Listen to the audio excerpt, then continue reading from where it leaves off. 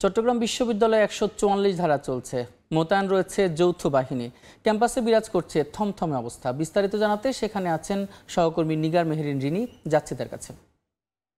রিনি, বিশ্ববিদ্যালয়ে জারি রয়েছে ১৪৪ ধারা এবং বিশ্ববিদ্যালয়ের ঠিক যেই এলাকাটিতে অর্থাৎ ২ নম্বর গেট এলাকা যেখানে এই হামলার ঘটনাটি ঘটেছিল সেখানে যৌথ বাহিনীর সদস্যরা মোতায়েন আছে এবং আমরা কিছুক্ষণ পরেই দেখছি তাদেরকে বিভিন্ন জায়গায় টহল দিতে। বিশ্ববিদ্যালয়ের ২ নম্বর গেট এলাকার যে রাস্তা সেখানেই মূলত এই ১৪৪ ধারা জারি করা হয়েছে এবং আজকে বিশ্ববিদ্যালয়ের সকল ক্লাস এবং পরীক্ষা স্থগিত করেছে বিশ্ববিদ্যালয় প্রশাসন। এখন বিশ্ববিদ্যালয়ে একটি থমথমে পরিস্থিতি বিরাজ করছে এবং আমরা রাস্তাঘাটে খুব একটা মানুষজনও দেখতে পাচ্ছি না, যেহেতু ১৪৪ ধারা জারি রয়েছে।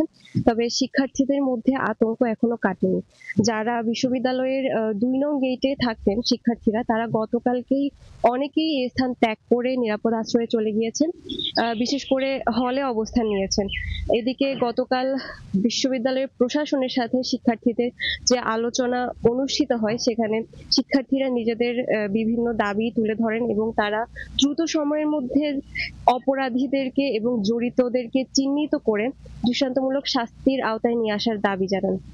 এদিকে বিশ্ববিদ্যালয় প্রশাসন গতকালকের যে আলোচনা, সে আলোচনার পর ২১ সদস্যের একটি তদন্ত কমিটি গঠন করার সিদ্ধান্ত গ্রহণ করে এবং তারা বলে যতক্ষণ না পর্যন্ত পরবর্তী নির্দেশনা দেওয়া হচ্ছে ততক্ষণ পর্যন্ত বিশ্ববিদ্যালয়ে আইন শৃঙ্খলা বাহিনী মোতায়েন থাকবে এবং তারা তাদের দায়িত্ব পালন করে যাবে। তাছাড়াও এই ঘটনার সাথে জড়িত সন্দেহে যারা এই হানিফ গং এবং ইকবাল গংকে সন্দেহ করা হচ্ছে এবং তাদেরকে দ্রুত গ্রেফতারের অনুরোধও জানাই হচ্ছে বিশ্ববিদ্যালয় প্রশাসন। এখনো পর্যন্ত ২ দফা শিক্ষার্থীদের উপর হামলায় যতটুকু আমরা জানতে পেরেছি, বিশ্ববিদ্যালয়ের উপাচার্য যিনি শামীমউদ্দিন খান তিনি জানিয়েছেন ৪০০ শিক্ষার্থী আহত হয়েছে।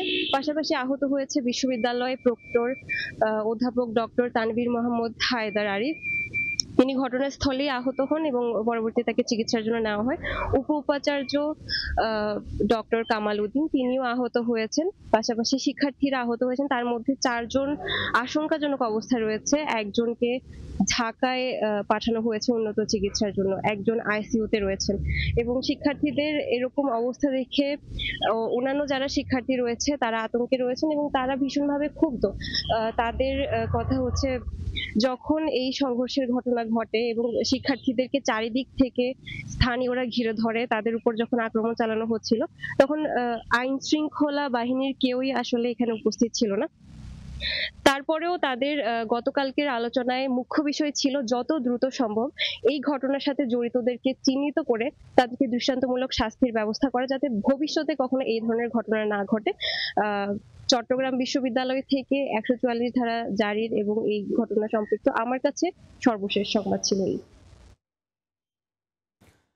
চট্টগ্রাম বিশ্ববিদ্যালয় ক্যাম্পাস থেকে যুক্ত ছিলেন সহকর্মী রিনি।